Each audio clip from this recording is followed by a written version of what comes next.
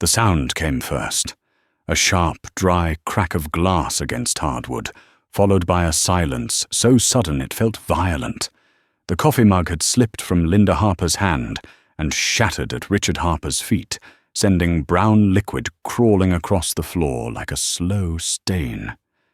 She stared at him, as if he had just confessed to a crime he hadn't yet explained. "You got laid off," she said. "Not fired. Laid off." Richard didn't answer right away. He stood by the kitchen island, his briefcase still in his hand, the strap cutting into his palm. The clock over the stove ticked loudly. Each second landed heavy. He could feel his pulse in his neck steady, controlled, almost too calm for the moment. "They're restructuring," he said finally. "Early exit package, effective immediately." Linda's breath hitched. Her eyes flicked to the hallway, then back to his face.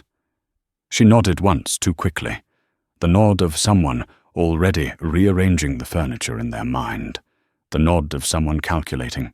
That was the moment something inside Richard shifted. Not cracked, not broke, just moved like a hidden gear clicking into place. Outside, the late afternoon sun pressed through the kitchen window, catching dust in the air.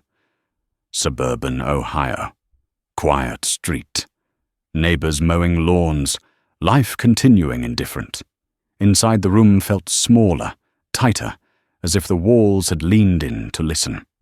Richard Harper was 58 years old.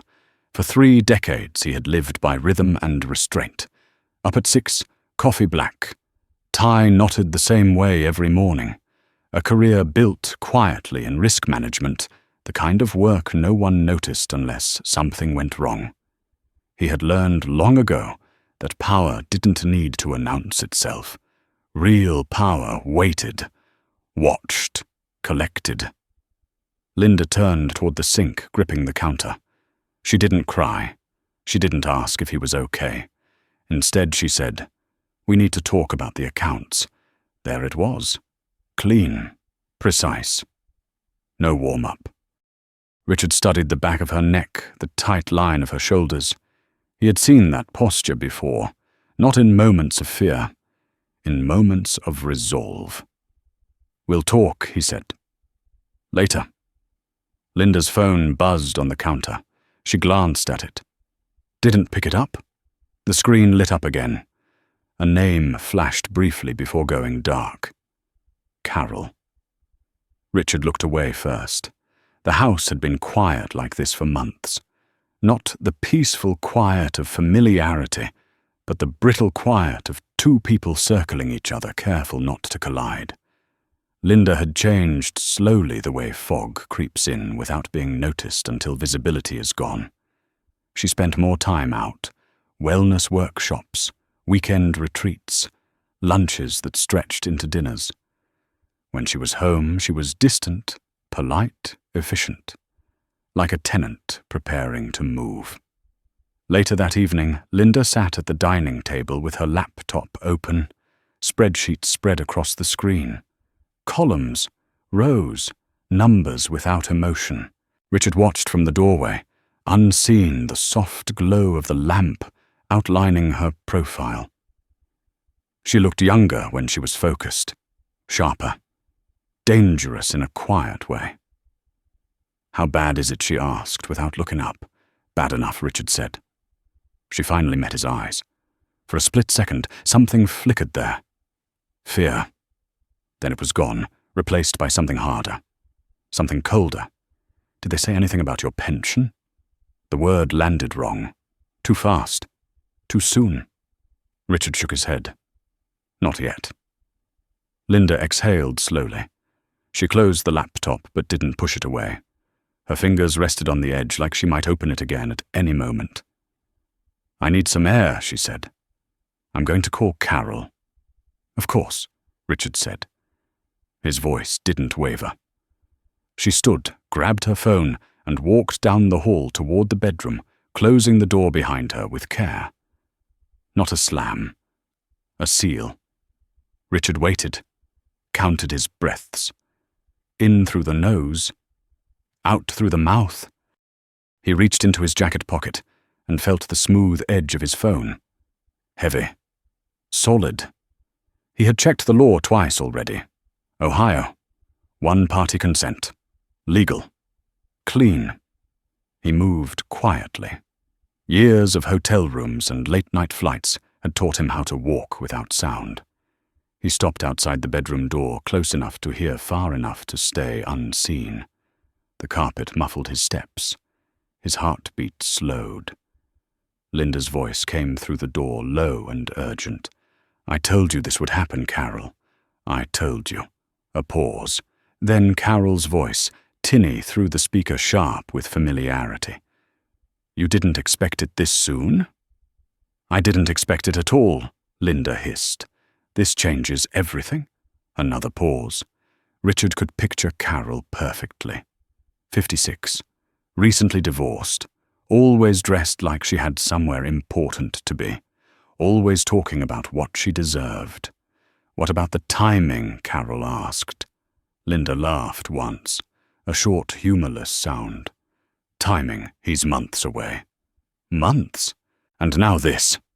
Richard's fingers tightened around his phone. Carol said something softer, slower. A voice meant to soothe. "You can still control this." "No," Linda snapped. "If his income drops now, everything recalculates. Social security, retirement, all of it. I'm not walking away empty-handed after almost a decade."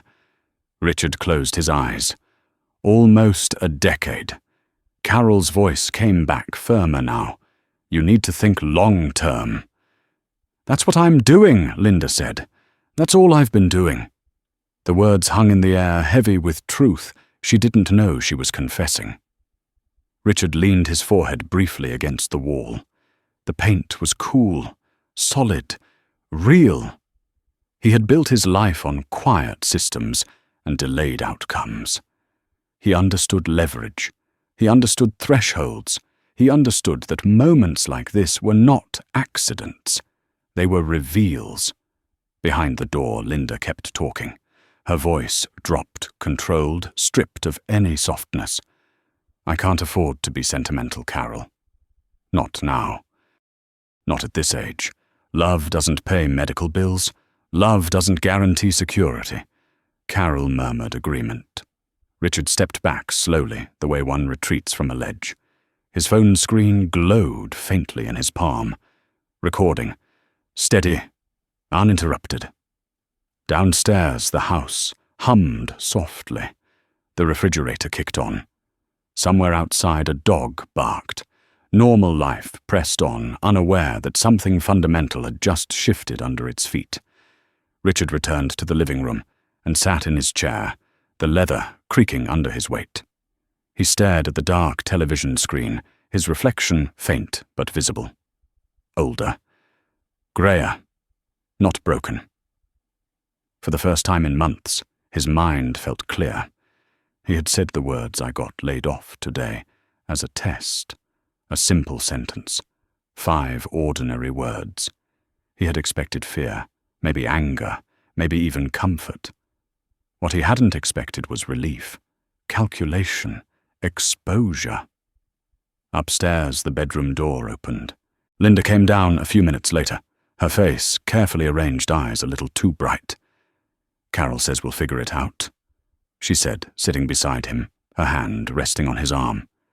The touch felt foreign. Measured. Richard nodded. "We always do." She smiled. It didn't reach her eyes. Outside, the sun slipped lower shadows stretching across the lawn. The day was ending. Something else was beginning.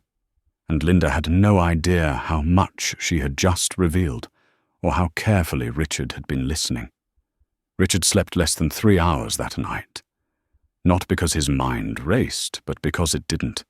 The thoughts were lined up neatly now, like files pulled from a cabinet and laid across a desk.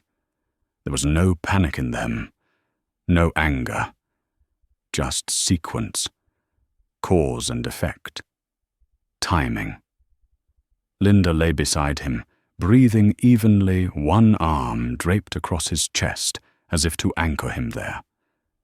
The weight of it made his skin prickle. He stared at the ceiling until the grey light of morning crept in through the blinds. At 6:15 he slipped out of bed. Quiet, methodical. The floorboard near the dresser always creaked if stepped on wrong. He avoided it without thinking. In the bathroom mirror, his face looked older than it had the night before. Not weaker, sharper. He splashed cold water on his cheeks and watched himself breathe.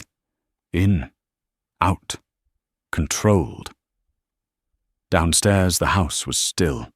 He brewed coffee and sat at the kitchen table, the same table where Linda had spread her spreadsheets the night before. The mug warmed his hands. Outside, a delivery truck rolled past. Normal morning, ordinary sounds. He opened his laptop and pulled up a blank document. No title. No date. Just a place to begin laying things out.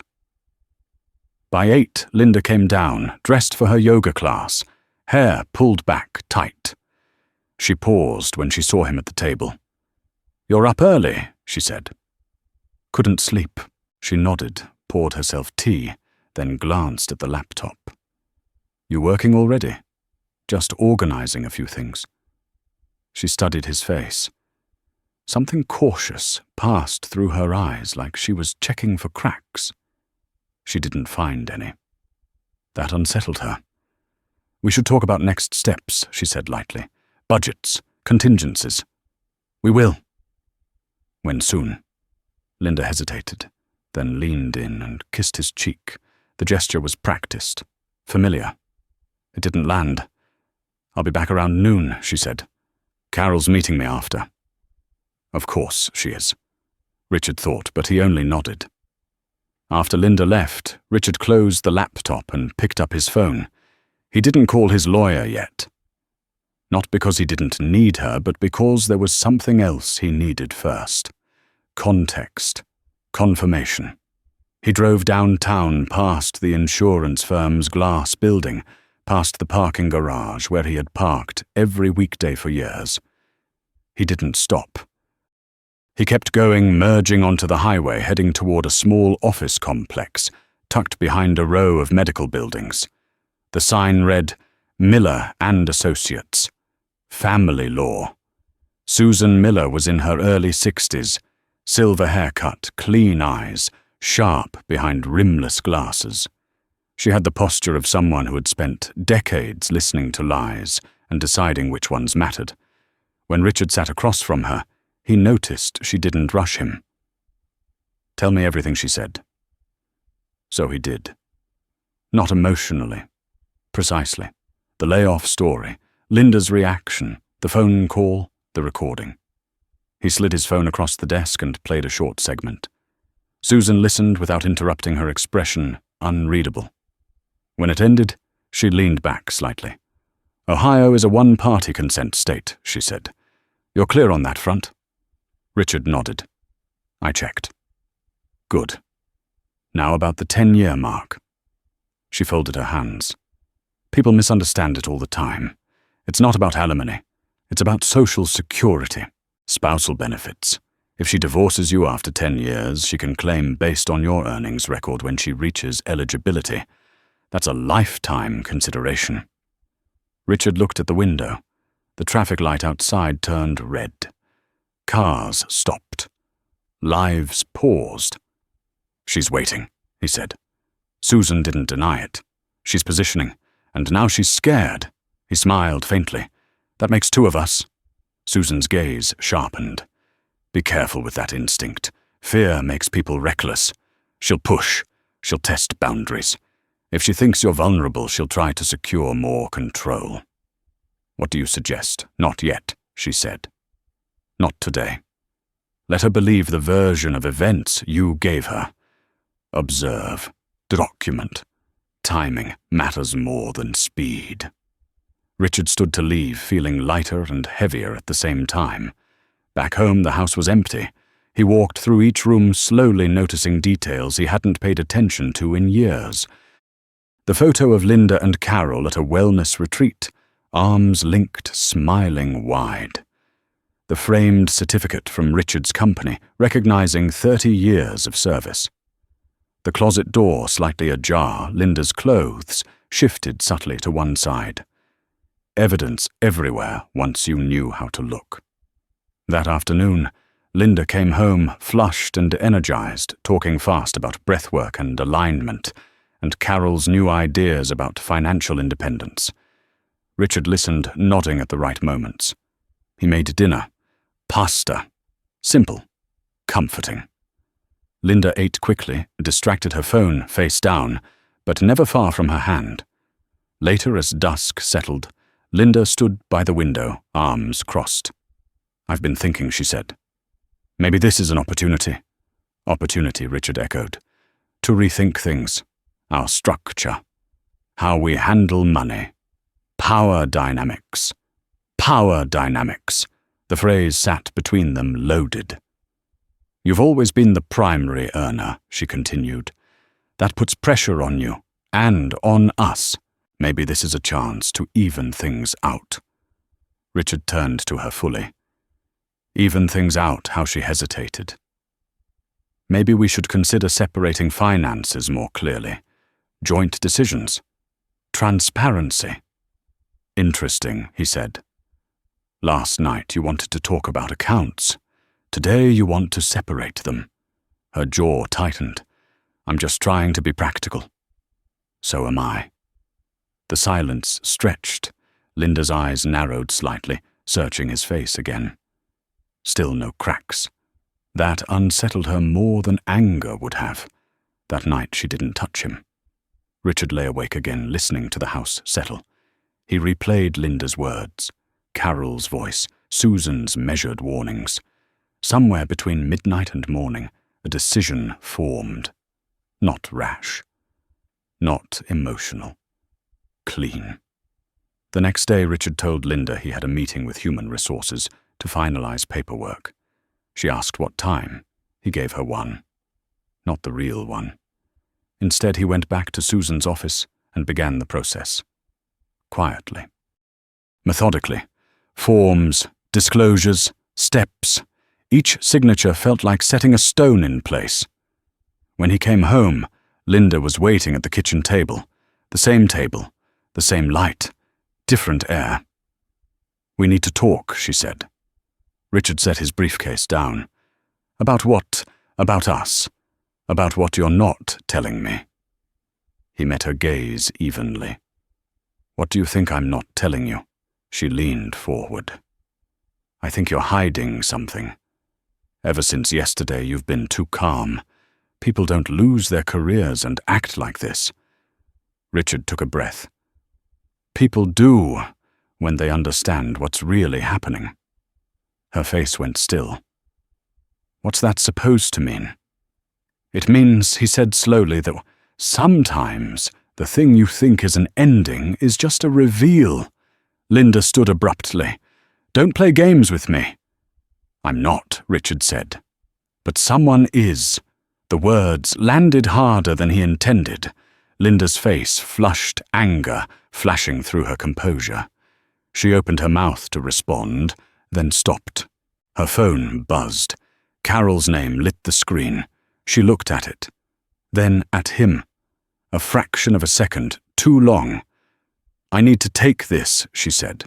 "Of course you do." As she walked away, Richard stayed where he was, listening to her footsteps fade. He didn't follow this time. He didn't need to. The pieces were moving now exactly as they had to, and Linda, for all her careful planning, had already made the mistake that mattered most. She had underestimated how much Richard had been watching. The door closed softly behind Linda, but the silence she left behind was anything but gentle. It pressed in on the house, thick and watchful. Richard remained at the kitchen table, his hands flat against the wood, feeling the faint grooves left by years of use. He counted 10 slow breaths before standing. Not because he needed calm, because calm was already there, and he wanted to make sure it stayed. Upstairs, Linda's voice drifted faintly through the bedroom door. Not loud enough to make out words, just tone, urgent, defensive, then sharper, clipped. Carol no doubt feeding the fire, nudging her toward control, toward leverage. Richard imagined Carol pacing in her condo across town, phone pressed tight to her ear, eyes narrowed with certainty. Carol always sounded certain. That was her gift, and her flaw. Richard went into the study and closed the door. The room smelled faintly of old paper and leather. Shelves lined with binders, reports, policies. His life's work reduced to spines and tabs. He sat at the desk and opened the bottom drawer, the one Linda never touched. Inside was a slim folder, unlabeled. He hadn't opened it in years. He slid it out and flipped it open. The documents inside were yellowed at the edges, but crisp. Contracts. Letters. A non-disclosure agreement bearing a corporate seal that hadn't existed on paper in over a decade. He stared at it for a long moment, then closed the folder again and returned it to the drawer. Not yet.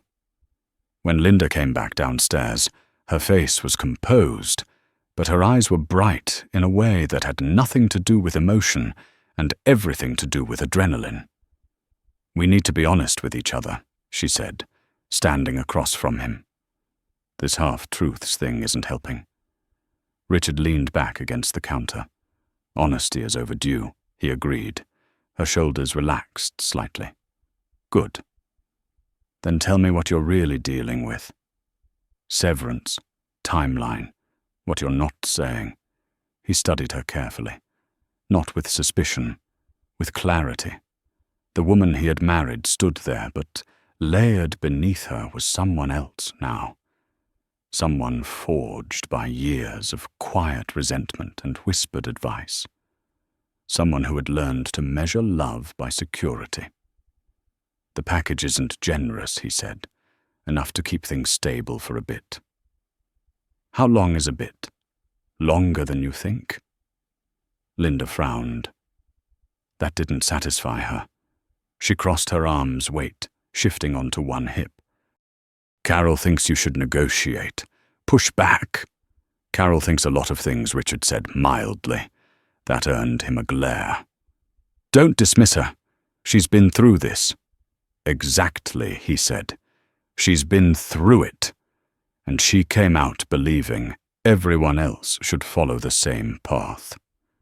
Linda's jaw tightened. "You make it sound like she poisoned me." "No," he said. "I think she taught you a language you didn't speak before. And now you're fluent."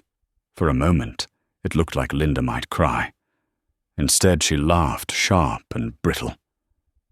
"You're acting like I'm plotting something." "Aren't you?" The question hung there naked. Linda opened her mouth, then closed it. Her eyes flicked toward the hallway again, toward the bedroom, as if answers might be hiding there. "I'm protecting myself," she said finally. "That's not a crime." "No," Richard said. "But the way you're doing it might be." Her face hardened. "That's a threat. It's an observation." She stepped closer. "You don't get to judge me for wanting stability. Not at this age." Richard met her gaze without flinching. At this age, stability comes from truth, not from timing someone else's downfall. The words landed harder than he expected. Linda recoiled slightly as if struck. Then anger surged, hot and immediate. "How dare you?"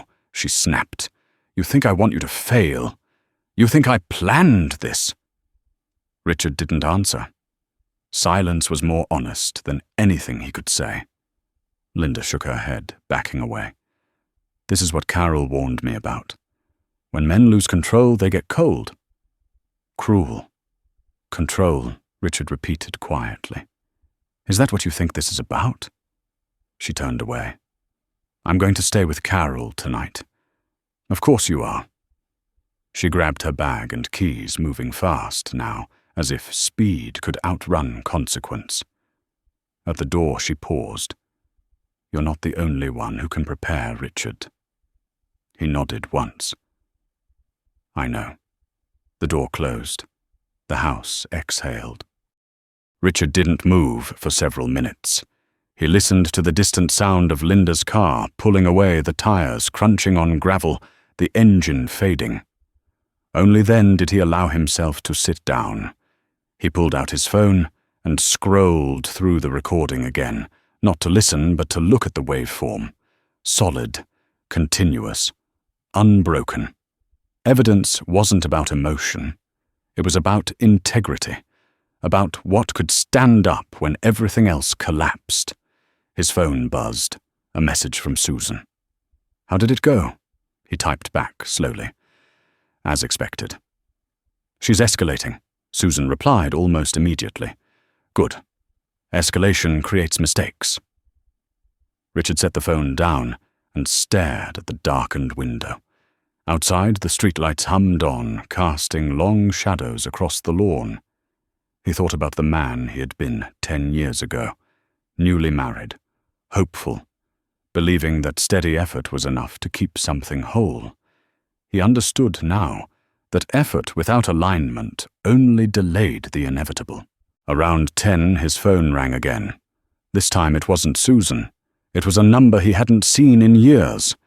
He answered on the second ring. "Hello?" A pause. Then a familiar voice, older, slower, but unmistakable. "Richard Harper. I hear you've had a rough week." Richard closed his eyes briefly. Michael Grant. Michael had once been his superior, then his partner, then something else entirely. A man who understood systems the way Richard did, but on a larger scale. A man who didn't call unless it mattered. "What do you want Michael to check on an old friend?" Michael said lightly. "And maybe remind you that retirement isn't always what it looks like from the outside." Richard leaned back in his chair. "I'm not retired." Michael chuckled. "No. You're repositioning." Richard said nothing. There was a pause. Then Michael's voice softened. "Word travels, especially when people start making noise about money and timing and benefits. I thought you should know that some of that noise reached places Linda probably didn't intend." Richard's jaw tightened. What places? Boards, advisors, people who remember who built what before names changed. Richard glanced toward the study, toward the drawer he hadn't opened. "I didn't tell anyone." "You didn't have to," Michael said. "Your wife talks. Her friend talks louder. And some doors never fully close." The implication settled in. Michael continued, measured. "I'm not calling to interfere. Just to warn you. If this turns public, it won't stay small.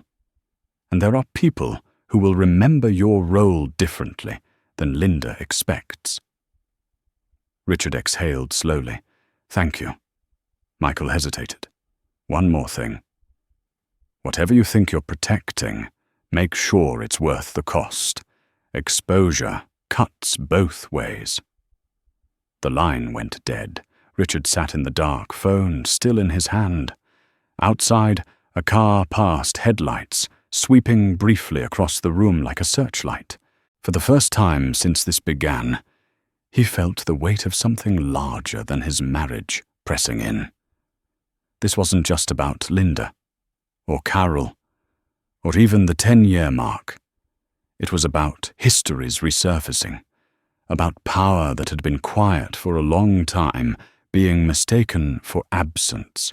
He stood and went to the study, opened the bottom drawer, took out the folder. This time he opened it fully, spreading the documents across the desk. His name. Michael's name. A company that no longer existed, absorbed and rebranded its origins, forgotten by most. Richard ran his fingers along the paper. He had spent years making himself small, invisible safe. He had believed that was the price of peace. Upstairs, the bedroom was empty. Linda's side of the bed cold. The space she left behind felt permanent in a way it hadn't before. Richard closed the folder and locked it away again. Not yet. Soon. He turned off the lights and went to bed alone, the house echoing around him. Sleep came slowly this time, heavy with images and unfinished equations. Somewhere across town, Linda sat with Carol, convinced she was regaining control. She had no idea how much ground she had already lost, or how close she was to uncovering a truth that would change everything she thought she knew about the man she had underestimated for nearly a decade. Richard woke before dawn to the sound of rain tapping against the windows. Light at first, then steadier, as if the sky itself had decided to press in. The house felt different without Linda's presence. Not emptier, sharper. Every sound carried farther. Every shadow lingered longer. He lay still, staring at the ceiling, letting the quiet settle into his bones. This was not grief. This was clarity, arriving without apology.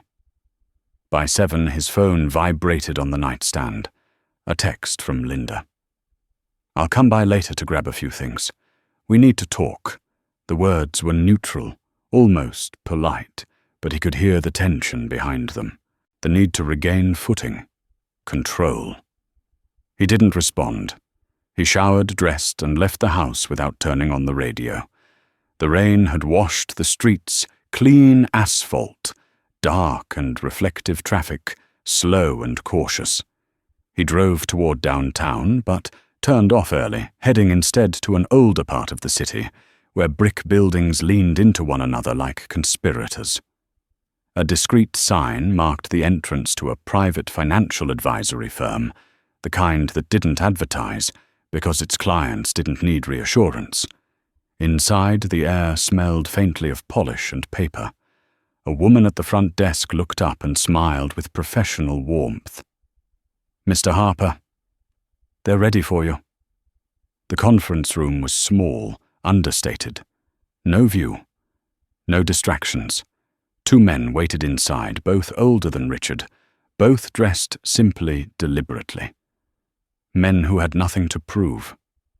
"We heard from Michael," one of them said, extending a hand. "David Ross." Richard shook it firmly. "Thomas Klein," the other added. "We won't take much of your time." Richard sat. "I appreciate that." David leaned forward. "Your wife's name came up in a routine review, informally. There are inquiries being made about benefit eligibility, timing, exposure." Richard's expression didn't change. "She's planning." Thomas nodded. Aggressively. They exchanged a look. David continued. "We're not here to advise on your marriage, but there are structural implications if certain narratives gain traction. Questions about your role years ago, about decisions made quietly that others benefited from loudly." Richard folded his hands. "You're saying my past is leverage." Thomas smiled thinly. "Everything is leverage if someone knows where to push." Richard considered that. "And if I don't want it used," David's gaze sharpened. "Then you move first. You don't react. You define the frame." When Richard left, the rain had stopped. The sky hung low, grey and heavy. He sat in his car for a moment, before starting the engine, letting the weight of what he'd just heard settle. Linda thought she was playing endgame chess. She had no idea the board was larger than she imagined. Back home, he found Linda in the living room boxes, half-packed at her feet. She looked up when he entered, eyes sharp, assessing. "You didn't answer my message," she said. "I didn't need to." She straightened. "I'm taking some clothes, documents, things I'll need." "Of course." She paused, clearly expecting resistance. When none came, she frowned. "This isn't how you fight." "I'm not fighting," Richard said. "I'm adjusting." She laughed, softly, incredulous. "You think this is adjustment? You're stonewalling me?" "No," he said calmly. I'm letting you show me who you are." Her face flushed. "You don't get to decide that. We built a life together." "We built something," Richard corrected. "But you've been planning to dismantle it for years." That landed. Linda's eyes widened, then narrowed. "You don't know that." He met her gaze steadily. "I know enough." Silence fell between them, thick with accusation. Linda's phone buzzed in her hand. She glanced at it. Carol again. She ignored the call this time. "You've changed," she said, quietly. "You're not the man I married." Richard nodded. "Neither are you." The words were not cruel. They were factual. That hurt more. Linda looked away first. "You think you're smarter than me, don't you?" "I think I was naive," Richard said. "And now I'm not." She scoffed. "Carol says men like you always think they can outmaneuver everyone. That power makes you untouchable." "Carol says a lot of things." Linda's jaw tightened. "Stop dismissing her. She's been there for me when you were absent." "Absent," Richard repeated softly. "I was in this house, in this marriage, paying attention. You just stopped looking." She swallowed. For a moment, her composure wavered. Then it snapped back into place. "I'm filing for separation," she said. "I'm not waiting anymore." Richard nodded once. "That's your choice." She stared at him, searching for reaction. Fear. Panic. Bargaining. She found none. "You don't care," she accused. "I care enough not to lie to you anymore," he replied. Linda's breath caught. For a split second, he saw something raw cross her face. Regret. Or maybe anger at herself for feeling it. Then she turned away, focusing on packing with renewed intensity. That evening, Richard sat alone at the kitchen table as darkness crept in. He hadn't eaten. Hunger felt irrelevant. His phone rang again. "Susan." "She's filing," he said before she could speak. Susan exhaled. "That was fast. She's accelerating." "Good," Susan said. "Let her. Speed increases error rates." Richard looked toward the study. The locked drawer. "I'm concerned about collateral exposure." Susan was silent for a beat. "Then are there documents I should see soon?" "Don't wait too long, Richard. Control is about timing, not secrecy." After the call, Richard poured himself a glass of water and stood by the window. Across the street, a neighbor's porch light flicked on. A dog barked. Ordinary life. He wondered how many quiet wars were being fought behind these identical facades. Later, his phone buzzed again. A message from Michael. Heard Linda met with her attorney today. "She's confident. That should worry her." Richard typed back. "Understood." Michael replied almost instantly. "When the time comes, don't hesitate. People forget who builds the foundation when the structure stands too long." Richard set the phone down. He felt no triumph, only resolve. Upstairs, the guest room door closed softly as Linda finished packing. She paused at the top of the stairs, looking down at him one last time. "This isn't over," she said. "No," Richard agreed. "It's just finally honest." She left without another word. The house settled again, rain clouds drifting away the night clear and cold. Richard walked into the study, unlocked the drawer and removed the folder. He spread the documents across the desk, reading each page carefully, not as history, but as leverage. Not as revenge, but as protection. He understood now that the real test hadn't been the lie about losing his job. That had only revealed the surface. The true test was whether he would continue shrinking to preserve peace or finally stand in the full scope of who he was and what he had built. Richard closed the folder and placed it back in the drawer, locking it with deliberate care. Not yet. But soon. Outside the street was quiet. Inside the pieces were set. And somewhere Linda and Carol were already celebrating a confidence that rested on assumptions Richard was preparing to dismantle one by one. The first envelope arrived on a Tuesday morning, thick cream paper, Linda's attorney's letterhead embossed in navy blue. Richard recognized the weight before he opened it. Demands always carried weight. He didn't rush. He made coffee, let it cool, then slit the envelope cleanly and read every line without changing his expression. Temporary support, asset disclosure, an expectation of cooperation. The language was polite, almost courteous, the way professionals speak when they believe the outcome is already theirs. He folded the letter and set it aside. Outside, the garbage truck rumbled past, hydraulic arms clanking as it lifted bins. Another ordinary morning. Another assumption being made somewhere that Richard Harper would respond the way men like him were supposed to respond. Defensive, apologetic, afraid of exposure. Instead, he picked up his phone and dialed Susan. They moved fast, she said, after he summarized. Faster than I expected. Because they think I'm cornered? Susan made a sound that might have been a smile. Then we let them keep thinking that. For now. For now, Richard agreed. He spent the rest of the morning doing nothing that looked like preparation. He cleaned the garage, sorted old boxes, threw out things that no longer mattered. The act of deciding what stayed and what went was grounding. By early afternoon, his phone buzzed again. A message from Linda. We need to discuss the house.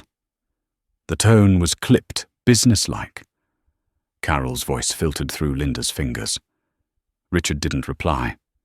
Instead, he drove across town to a quiet cafe near the river, the kind of place that catered to retirees and people with nowhere urgent to be.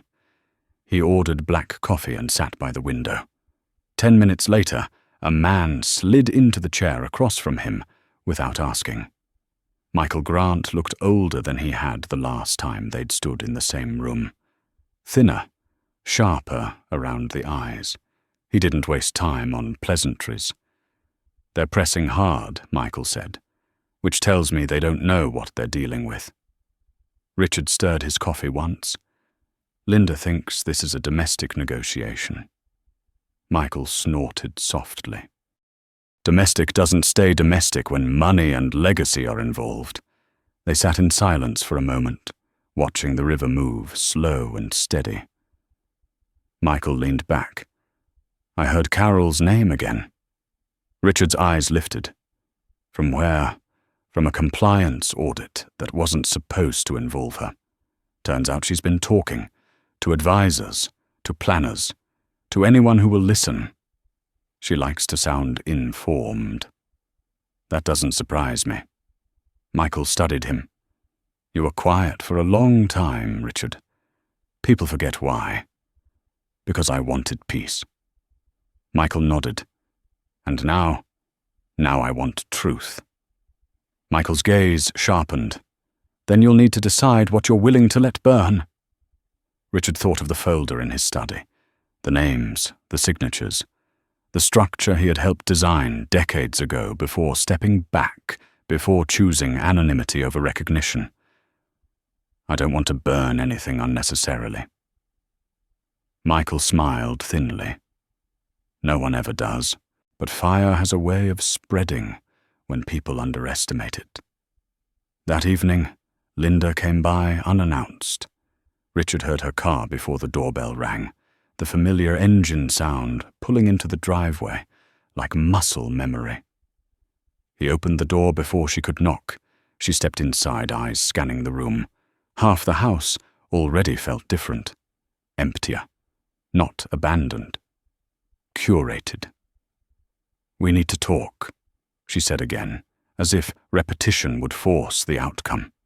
Richard gestured toward the living room. She didn't sit. Neither did he. My attorney sent you a letter, she said. I read it. And I disagree with the premise. Her mouth tightened. You don't get to disagree with facts. We don't agree on what the facts are." Richard said calmly. Linda's composure cracked. "Stop doing that. Stop acting like you're above this."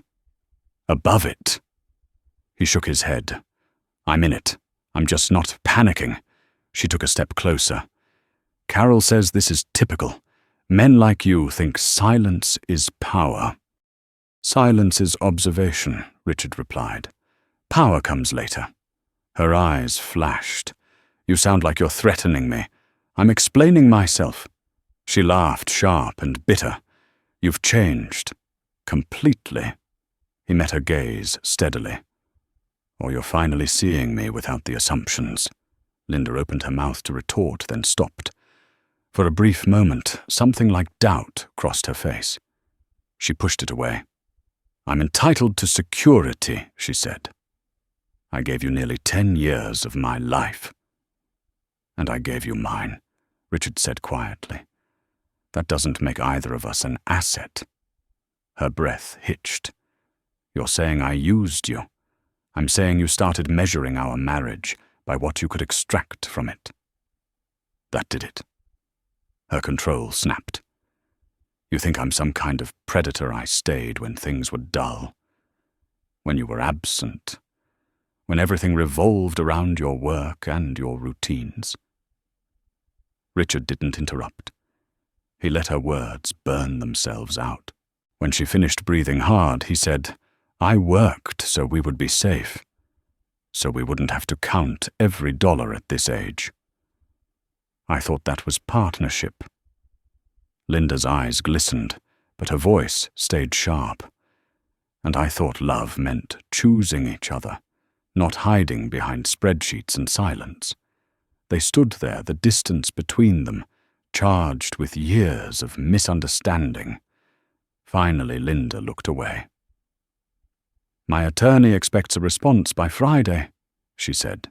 "You'll get one," Richard replied. She nodded, backing toward the door. For a moment, she looked tired. Older. Then Carol's confidence seemed to settle back over her like armor. "This isn't over?" she said again. Richard held the door open. "No, it's just moving into daylight."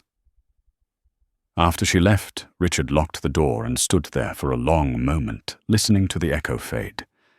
He went to the study, unlocked the drawer, and removed the folder. This time he didn't just look at it. He scanned it, organized it, made copies. Not out of spite, out of necessity. His phone buzzed. "Susan again. They're pushing for temporary support hearings," she said. "Aggressive move. Then we respond," Richard said. "With facts." Susan hesitated.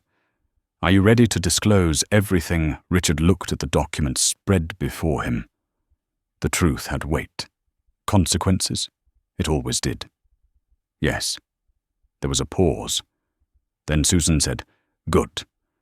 Because once this starts, there's no pulling it back." "I know." He ended the call and sat back, staring at the ceiling. The house creaked softly, settling into the night.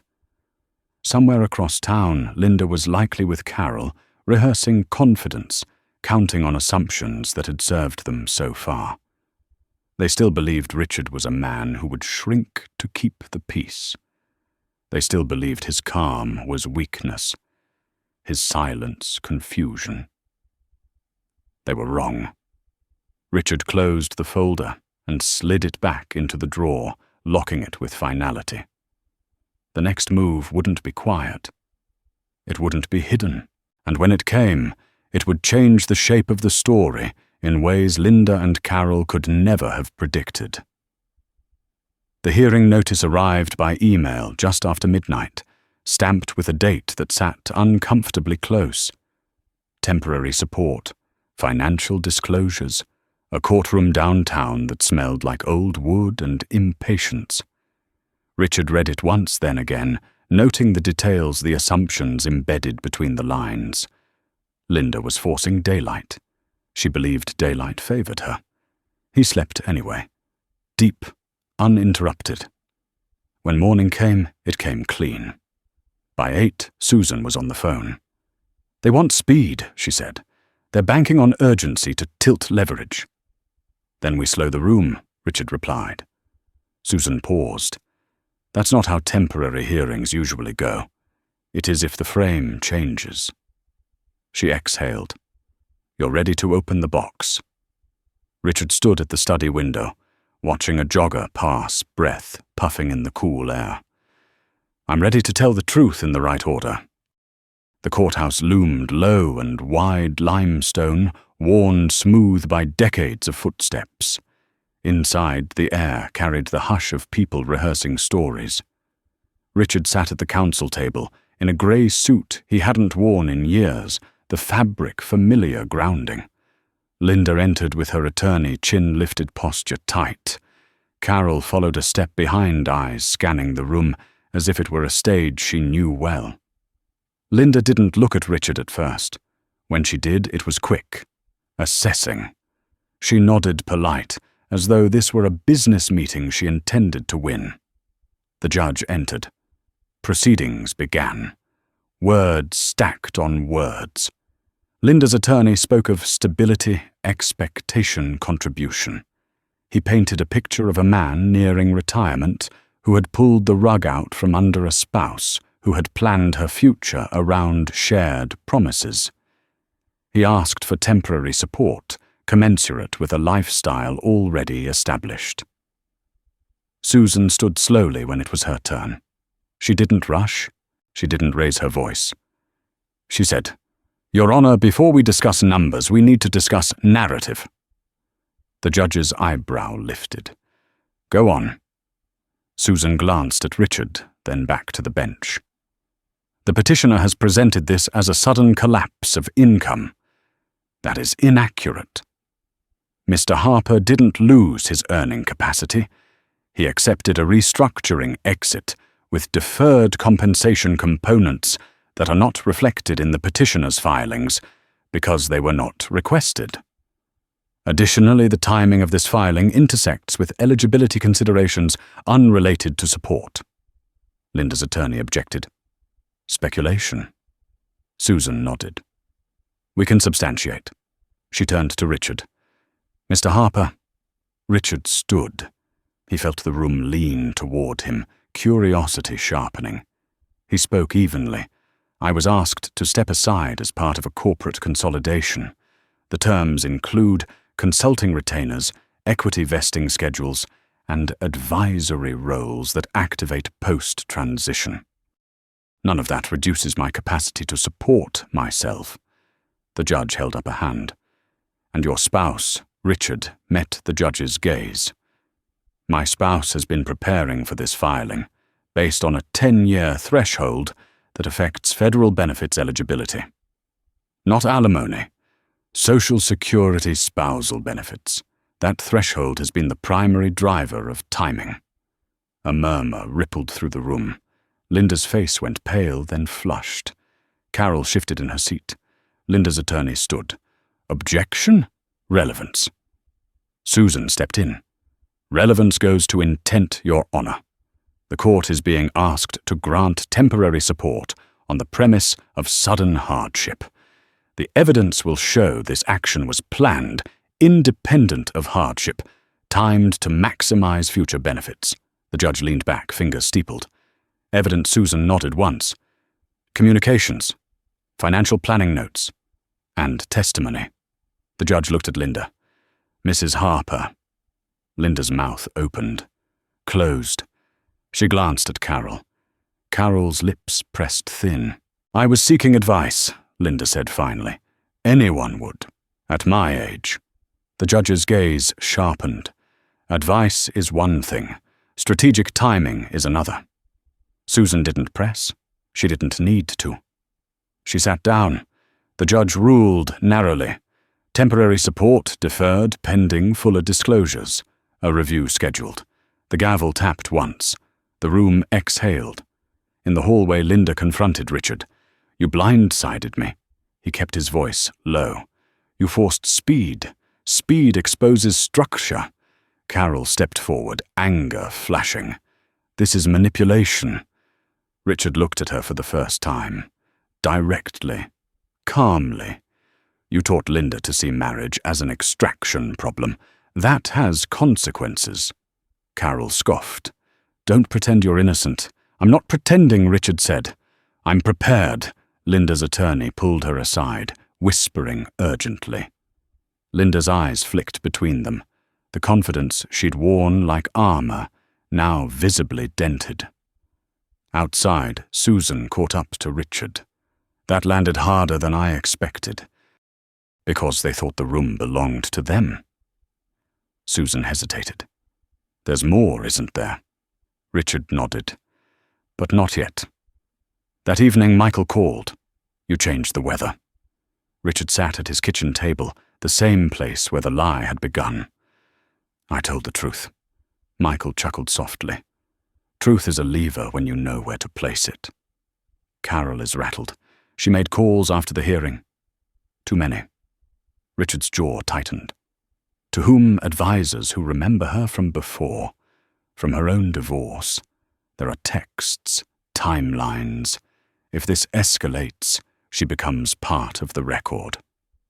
Richard closed his eyes briefly. I don't want collateral damage.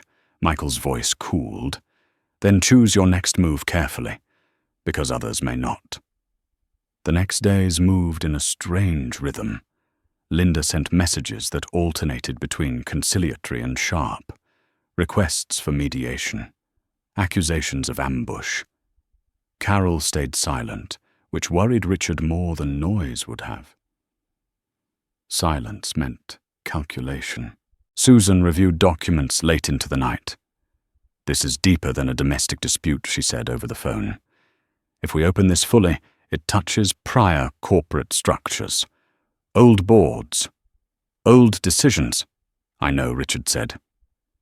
That's why I stepped away years ago. Susan was quiet. You protected them. I protected stability. On Friday, an envelope arrived addressed to Richard in a hand he recognized immediately. Michael's handwriting was precise, old-fashioned. Inside a single page, they are moving to compel disclosure of advisory income histories beyond the marriage. Carol is urging it. She believes it will shame you into settlement. Richard read it twice. He felt something like relief. He called Susan. We need to counter. With what? With context and witnesses. Susan inhaled. That's a line you can't uncross. Richard stood in the study looking at the locked drawer. I crossed it when I decided not to be small anymore. That night, Linda came by, again alone this time. She looked tired. No armor. No Carol. I didn't know about the benefits thing, she said quietly after he let her in. Not fully. Richard watched her carefully. You knew enough to wait.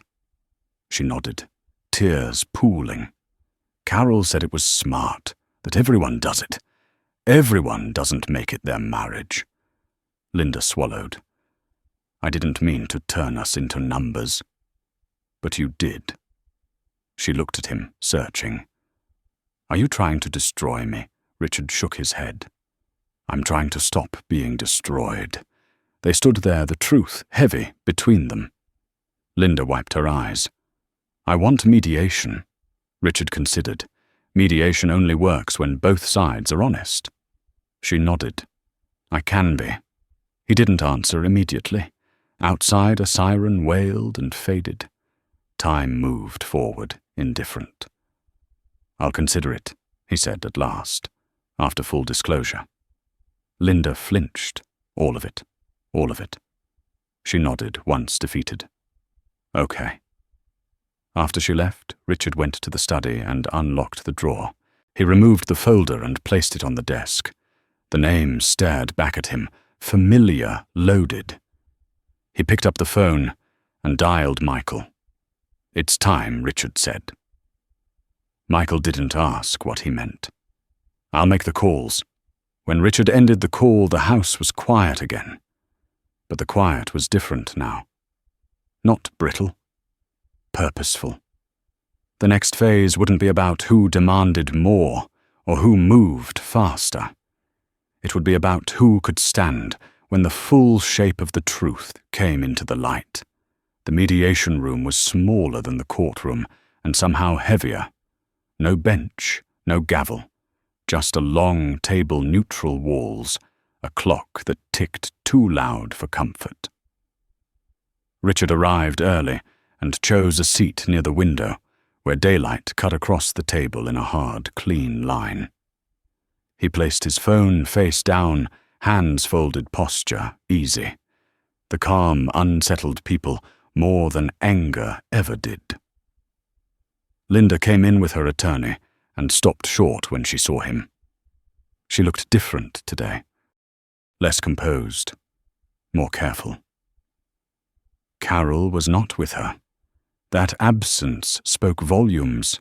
Linda sat smoothing her jacket, as if it might smooth the moment. Her attorney whispered something. Linda nodded, eyes never leaving Richard. The mediator, a woman in her late 60s with a voice honed by decades of conflict, began with ground rules. Confidentiality, respect, disclosure. The words floated past like ritual. What mattered was what would follow. Linda's attorney spoke first, softer than in court, measured. He framed the marriage as a partnership that had drifted apart. He spoke of expectations built over time, of reliance, of fairness. He did not mention timing. He did not mention benefits. He avoided numbers. Richard noticed the omissions. Avoidance was a tactic. When it was Susan's turn, she didn't counter immediately. She slid a thin packet across the table instead. Disclosure summaries, she said. Updated. Linda's attorney flipped through, brow furrowing. His pen paused. He glanced at Linda, then back down. The mediator leaned in, reading carefully. Richard watched Linda's face as a comprehension crept in. The flush, the tight swallow, the small shake of the head, almost imperceptible. The packet wasn't explosive. It didn't need to be. It was complete. The mediator cleared her throat. Mr. Harper, would you like to add anything? Richard stood. He didn't raise his voice. He didn't pace. He simply spoke, and the room leaned toward him. I stepped back from day-to-day operations years ago, he said. Not because I had to, because I chose to. The structures I helped build continued without my name attached. That was intentional. It reduced noise. It preserved stability. Linda's attorney shifted. This is not relevant to it is relevant.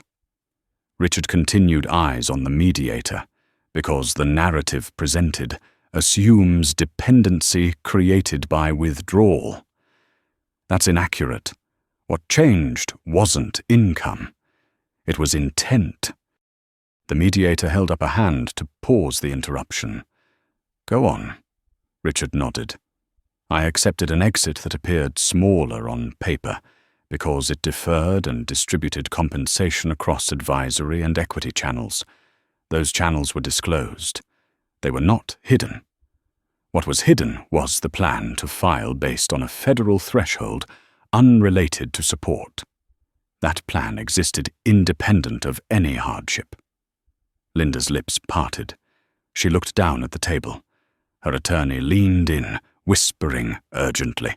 Linda shook her head once. The mediator turned to Linda. Mrs. Harper, do you dispute this characterization? Linda looked up slowly. For a long moment, she said nothing. The clock ticked. The light shifted. I planned, she said at last. Her voice was quiet, stripped of bravado. I planned because I was afraid of what the mediator asked, of being old and alone with nothing Linda said, of watching men like my father work until they broke and then disappear. Carol told me to be smart. Richard felt the words land without satisfaction. This wasn't victory, this was exposure. The mediator nodded.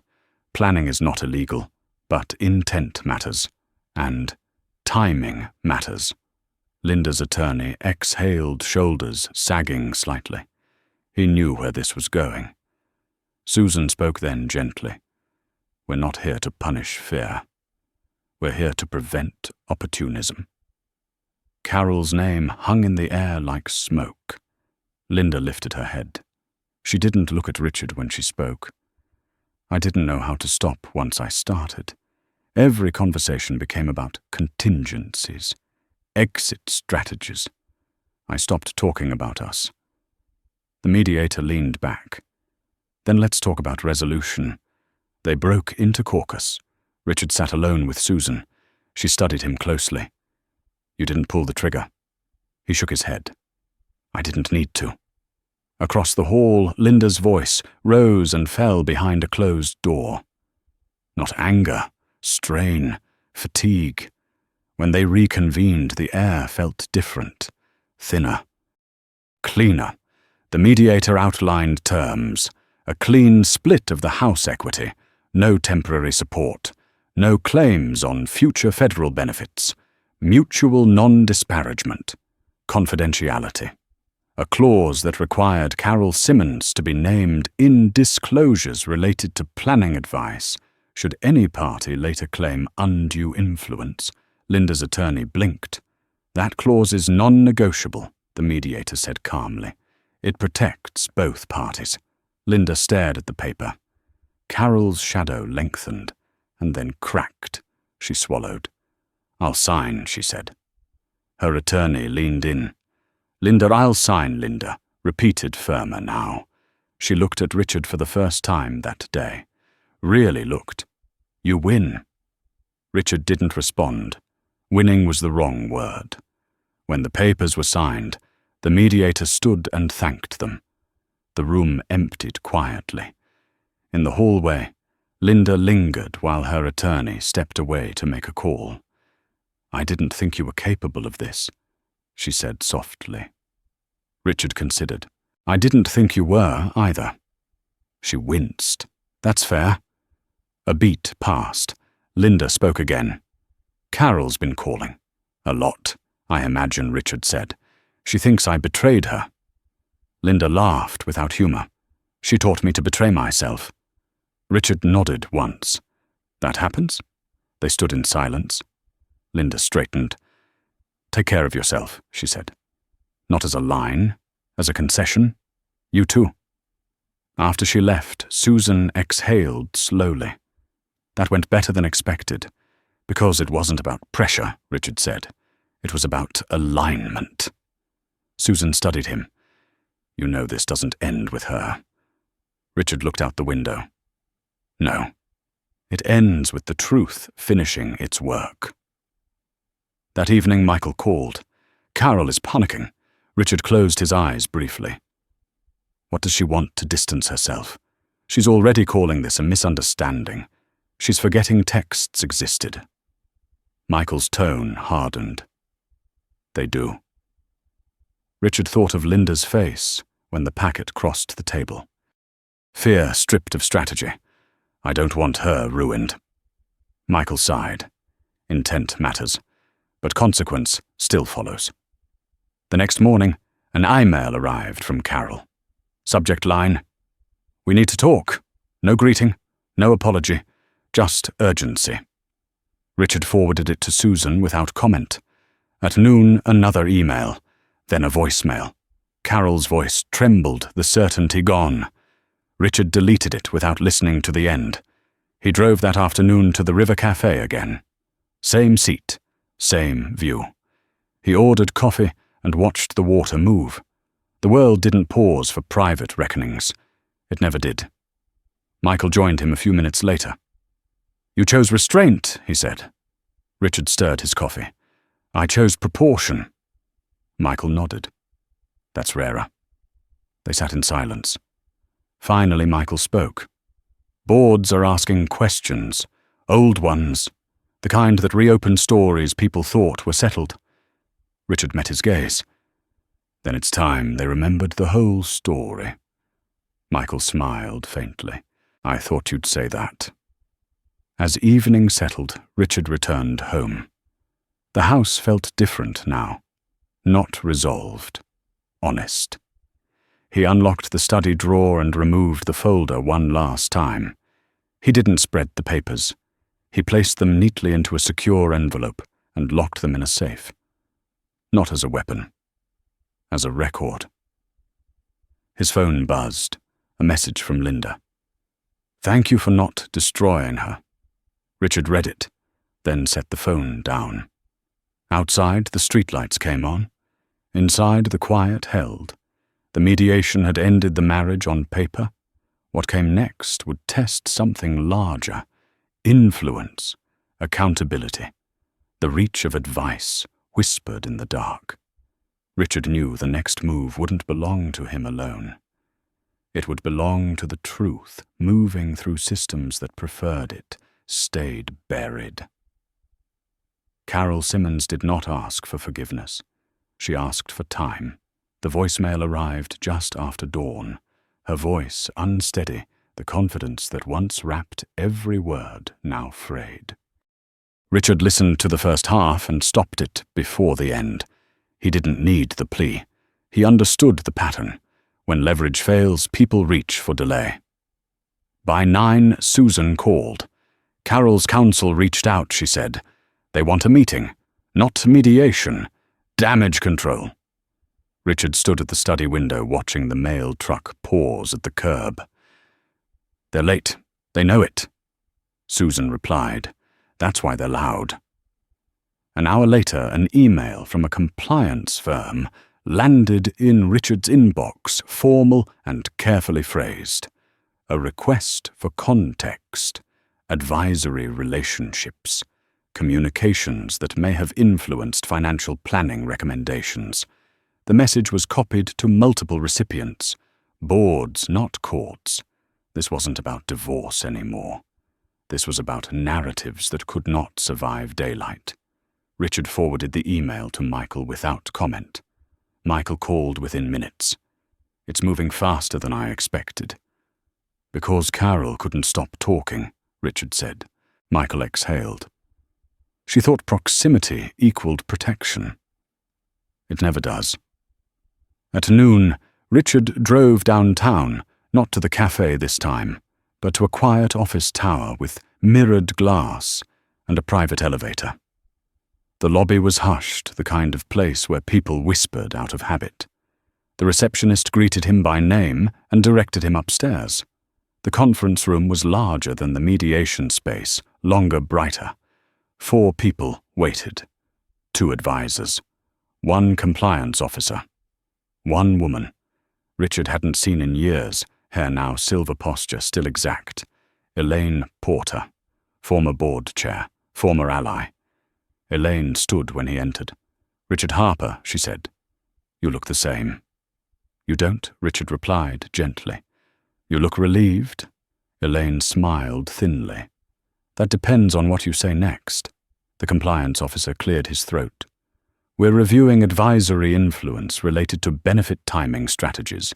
Names surfaced. Carol Simmons among them. Richard took a seat. I'm aware. We need to understand your role, the officer said. Past and present. Richard folded his hands. My role has been mischaracterized by proximity. I stepped back years ago. By design. I advised structures, not tactics.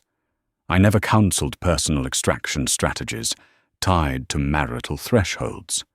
Elaine watched him closely. You're saying Carol acted alone.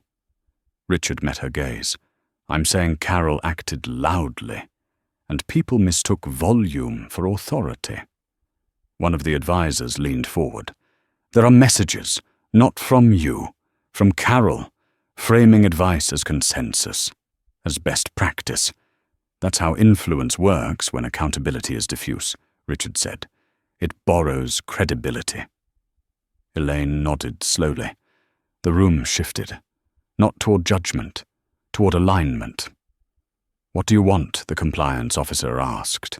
Richard answered without pause.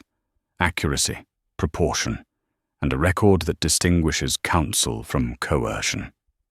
The meeting ended without fireworks, no accusations, no absolution, just requests, timelines, documentation. the machinery of consequence turning with quiet efficiency. Outside, the city hummed. Richard walked 2 blocks before his phone rang again. "Linda."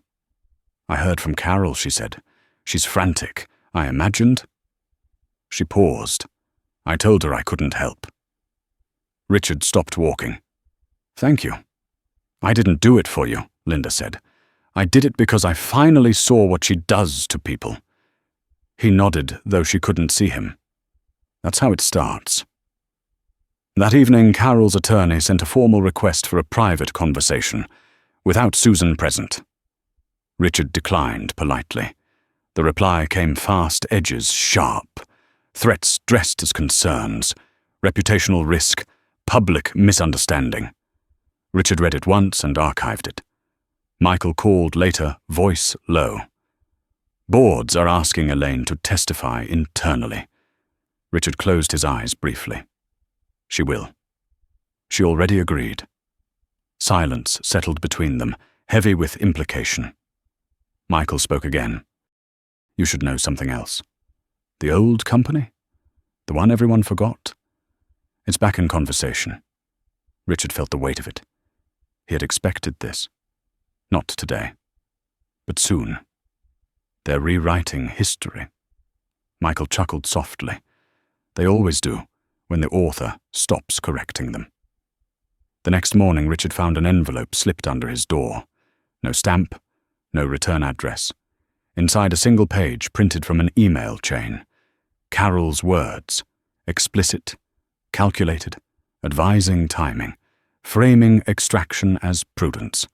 The last line read, "If he doesn't know, it doesn't matter." Richard folded the page and placed it in the safe. Not as a weapon, as a ledger entry. By afternoon, the story had begun to circulate, in the quiet way serious stories do. No headlines, no leaks. Just questions moving through rooms where questions carried weight. Carol stopped calling, then stopped writing. Silence returned this time, absolute. Susan came by in the early evening. She didn't sit. She paced, energy tight. "This is bigger than I thought." "It always was," Richard said. She stopped pacing. "You could end it. Offer a statement, draw a line, and let it be misused." She studied him. "You're letting it play out. I'm letting systems do what they're meant to do." Susan nodded slowly. "That's dangerous. Only if you're standing in the wrong place." Night fell. Richard sat alone at the kitchen table, the same table where the lie had landed and broken something open.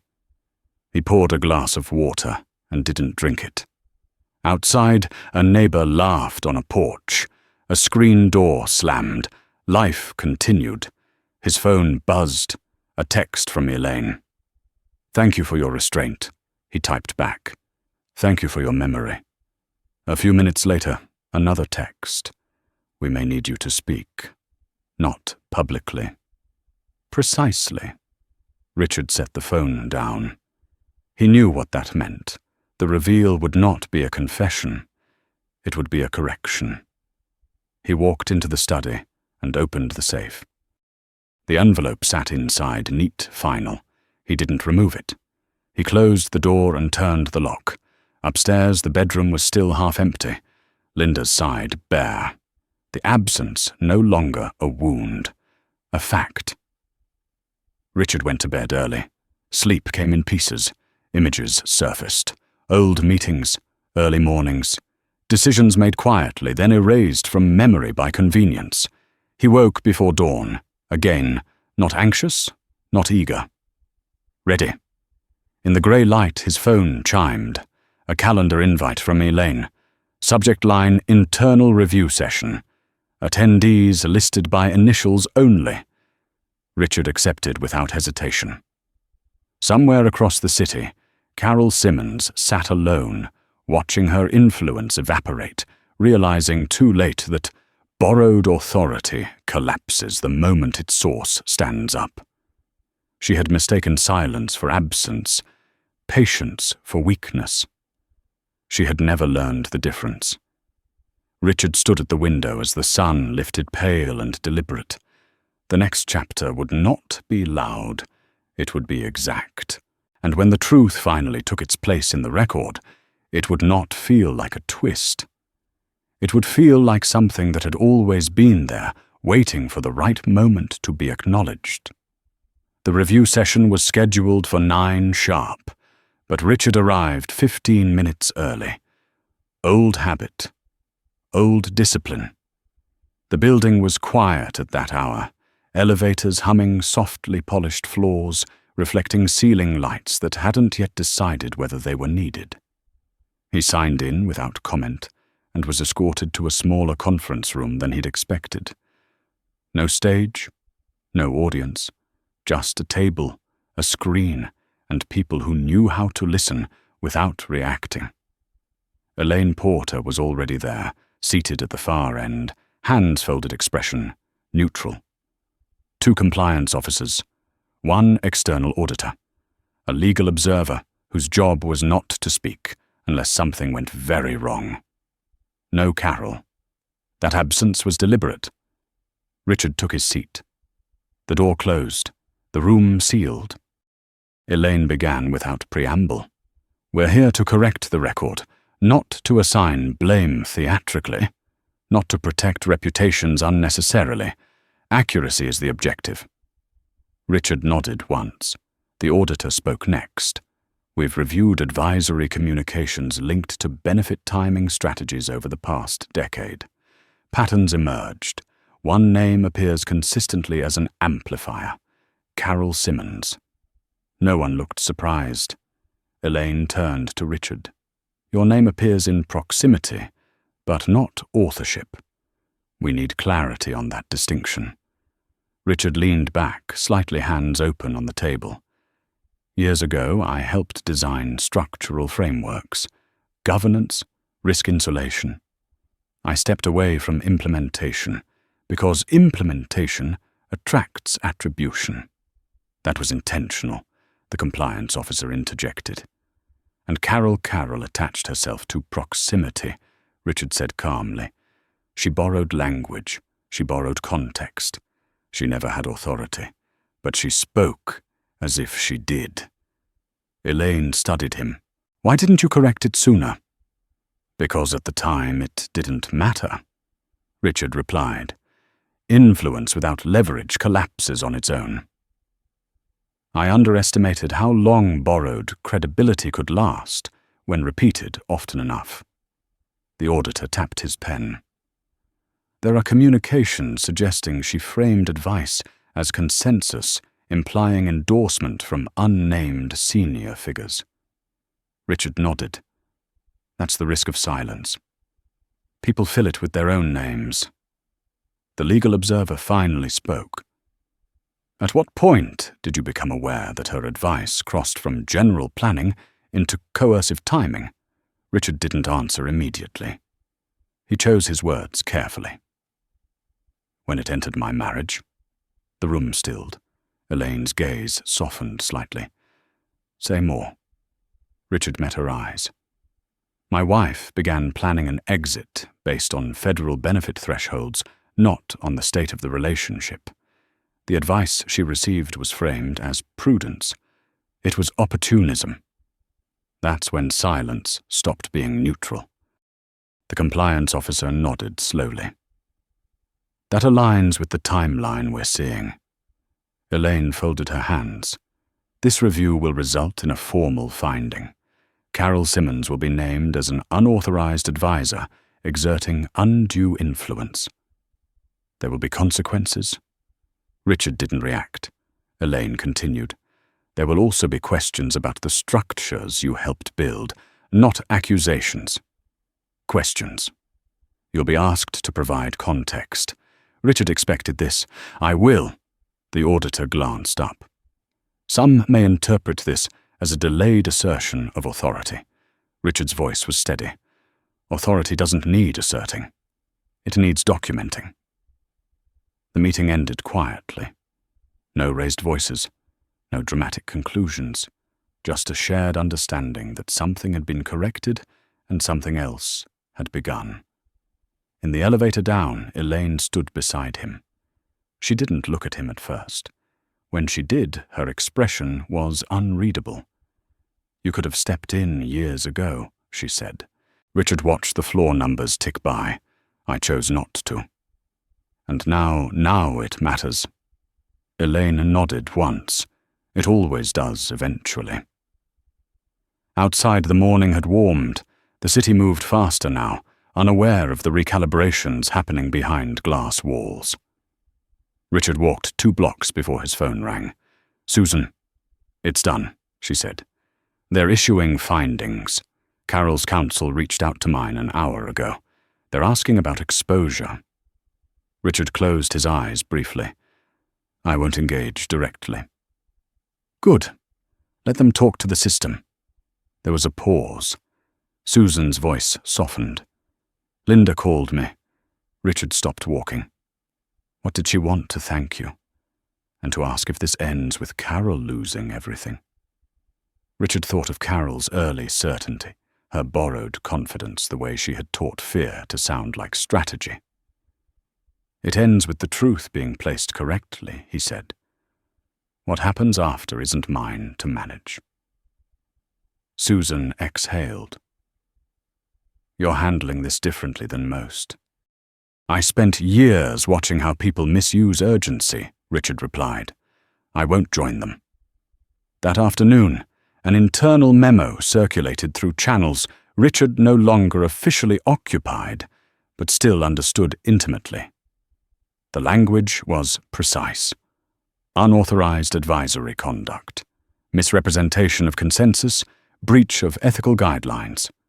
Carol Simmons was named, her influence once invisible, now fully traced. Richard read it once and closed the document. His phone buzzed again. A voicemail from Carol marked urgent. He deleted it without listening. At dusk, Linda stopped by the house. Not to argue, not to pack. She stood in the doorway, hands clasped, eyes tired. "I heard," she said. Richard nodded. "It's moving." She swallowed. "I didn't know it would go this far." He studied her. "You didn't ask how far it went before." She winced. "That's fair." They stood in silence. Linda spoke again. "I'm starting therapy." He nodded. "Good." She hesitated. "Do you hate me?" The question landed softer than he expected. "No," Richard said. "I don't trust who we became together." "That's different," Linda nodded, slowly absorbing that. She stepped back. "Take care of yourself." "You too." After she left, Richard locked the door and leaned against it briefly, not out of weakness, but acknowledgement. The house felt quieter than it ever had, not hollow, not tense. Settled. That night, Michael called one last time. "It's over," he said. "For her." Richard looked out the window at the dark street. "And for me," Michael paused. "For you, it's clarified." Richard allowed himself a small exhale. "You were right to wait," Michael continued. "People reveal themselves when they think no one important is watching." Richard ended the call and turned off the lights. Upstairs, he packed the last of Linda's remaining items into a box, labeling it carefully, placing it by the door. Not out of spite. Out of closure. He sat on the edge of the bed and felt the weight of the weeks behind him.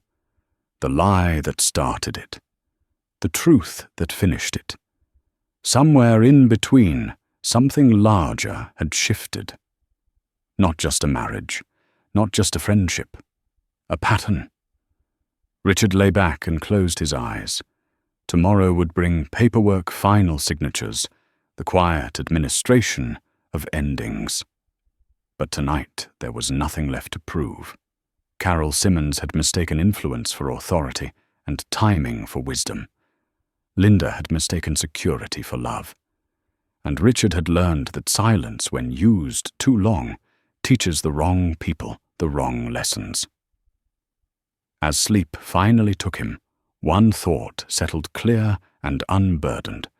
The test had never been about losing a job. It had been about who people became when they thought the foundation was gone. The house was quiet in the way it only becomes after something has truly ended, not paused, not threatened, but finished. Richard woke just before sunrise, the light pale and cautious as it slipped through the blinds. For the first time in months, his chest felt unburdened. No calculations waiting, no strategy unfolding in the background, just the simple awareness of being awake in his own life. He made coffee and drank it, standing by the kitchen window. Across the street, an older man watered his lawn in a bathrobe, methodical, unhurried. Somewhere, a radio played low classic rock, softened by distance. Ordinary life, steady and unconcerned with the private reckonings that had reshaped Richard's world. By mid-morning, Susan arrived with the final documents. No ceremony, no speeches, just signatures, initials, dates written cleanly in blue ink. When Richard signed the last page, he felt no rush of triumph, no bitterness, only a quiet click like a door closing exactly when it should. "That's it," Susan said, gathering the papers. "It's official now." Richard nodded. "Thank you." She studied him for a moment, then smiled, small but genuine. Most people don't look like this at the end, like they know who they are again.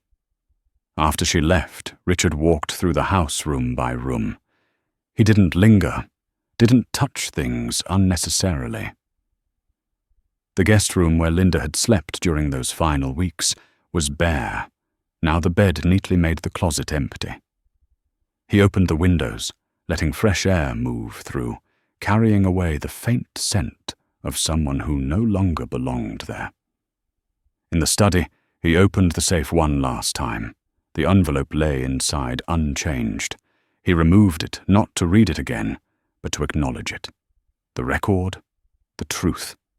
He placed it into a storage box, labeled simply Archives, and sealed it shut. Some things didn't need to stay close to be remembered. His phone buzzed once. A message from Elaine. "The findings are finalized. Thank you for your clarity." Richard replied with a single word. Always. He spent the afternoon doing something he hadn't done in years. Nothing. He drove without destination, past neighborhoods he'd only ever passed through on the way to somewhere else. He stopped for lunch at a diner filled with retirees, men talking softly over coffee, women laughing at stories told 100 times before. He ate slowly, savoring the absence of urgency. Later, at a red light, he caught his reflection in the rear-view mirror. Older, yes. Lines deeper. But his eyes were steady, in a way they hadn't been for a long time. He thought of the lie he'd told weeks ago, the simple sentence that had cracked everything open. "I got laid off today." It had never been about the job. It had been about gravity, about seeing who stood upright when the floor seemed to shift. That evening, Linda's box sat by the door where he'd placed it earlier. He carried it to his car and drove it across town, leaving it with the concierge at her new building. He didn't ask to see her. He didn't leave a note. Some endings didn't need words to be complete. On the way home, he passed the River Cafe and stopped without thinking. He sat at the same table by the window, ordered black coffee, and watched the water move. A young couple argued quietly near the counter, voices tense but restrained. An older woman sat alone with a book perfectly content. Life unfolded in parallel stories, each one believing itself singular. Michael's words returned to him, then uninvited but accurate. People reveal themselves when they think no one important is watching. Richard understood now that the reverse was also true. People reveal themselves when they realize they've been seen. When he returned home, the porch light clicked on automatically as dusk settled. He stood there for a moment before going inside, feeling the weight of the day, the weeks, the years. He hadn't won anything. He hadn't lost everything. He had reclaimed authorship. Upstairs, he slept deeply for the first time since this had begun. No dreams worth remembering. Just rest. In the days that followed, life rearranged itself quietly. Richard declined a board invitation without explanation. He accepted a short-term advisory role with clear boundaries. He joined a local walking group that met twice a week at the park. Nothing dramatic, nothing performative, just choices made without fear. He heard through distant channels that Carol Simmons had resigned from 2 committees and been quietly removed from another. No public scandal, no spectacle. Influence didn't collapse loudly when it was built on assumption. It simply disappeared when attention moved elsewhere. One afternoon, Linda sent a final message. "I'm learning how to sit with uncertainty. I should have done that years ago." Richard read it once, then archived it. He wished her well without needing to reply. Months passed, the house filled with new rhythms, morning light, evening walks. Occasional dinners with friends who noticed the change but didn't comment on it. Richard let them believe whatever they wanted. The truth didn't need witnesses anymore. One quiet night, he sat in the living room with the lights low, the television off the world, reduced to the sound of his own breathing. He thought about how easily people confuse planning with wisdom, security with love, silence with weakness. He thought about how long he'd allowed himself to be underestimated because it was comfortable. The test, he realized, had never been about money or marriage or timing. It had been about integrity under pressure, about whether he would continue to shrink to preserve an illusion or stand fully in the reality of who he was and what he valued. Richard turned off the last light and headed upstairs. Tomorrow would come. It always did. And this time he would meet it without pretending. If this story resonated with you, take a moment to like the video, subscribe for more real stories like this, and comment below with 3 words that stayed with you.